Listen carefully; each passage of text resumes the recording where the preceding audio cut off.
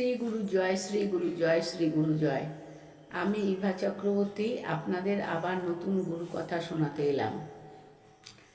প্রথমে আমি আমার কুলদেবতা গিরিধারী লাল এবং ভগবান দাদুর রাতুল চরণে সকল শ্রীগুরুর সঙ্গে শিষ্য ভক্তদের মঙ্গল প্রার্থনা কামনা করছি।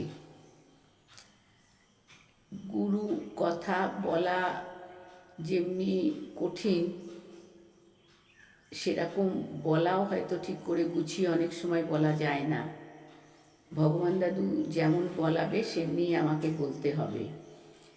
আমি আজকে ভগবান দাদুর একটা নতুন গুরু কথা বলছি, মানে ভগবান দাদুর হাত যদি মাথায় থাকে তাহলে কত কি হওয়া সম্ভব। 1946 সালের বৈশাখ মাস শ্রী শ্রী পরমহংসদেব কলকাতার এক বিশিষ্ট ব্যক্তির বাড়িতে এসেছেন। সেখানে যথারীতি ভোগ রাগ ইত্যাদি অনুষ্ঠিত হয়েছে।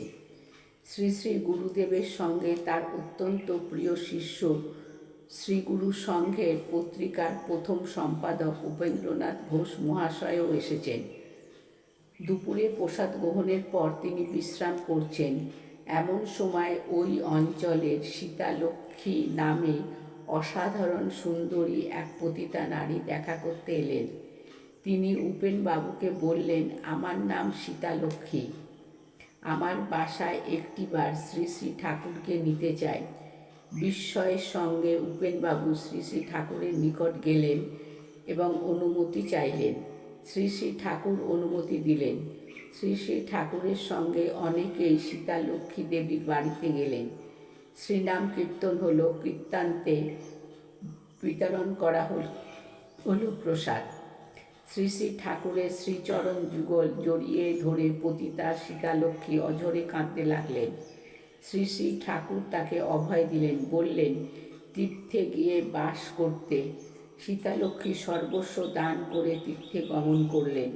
সীতালক্ষ্মীর কনিষ্ঠা ভগ্নী শান্তি রানীর জীবনেও পরিবর্তন ঘটেছিল। এমনকি পতিতালয় পাড়া বলে যে অঞ্চলটি গণ্য হতো তা রূপান্তরিত হয়েছিল ভদ্রজনের পাড়াতে। প্রত্যক্ষদর্শী লেখক এই কাহিনীর উপসংহার করেছেন এবং এই বলে, কি অপার করুণা, পতিতারাও ত্রাণ পেল, পতিতদের পদদৃষ্ট স্থান ও সুস্থান হয়ে গেল।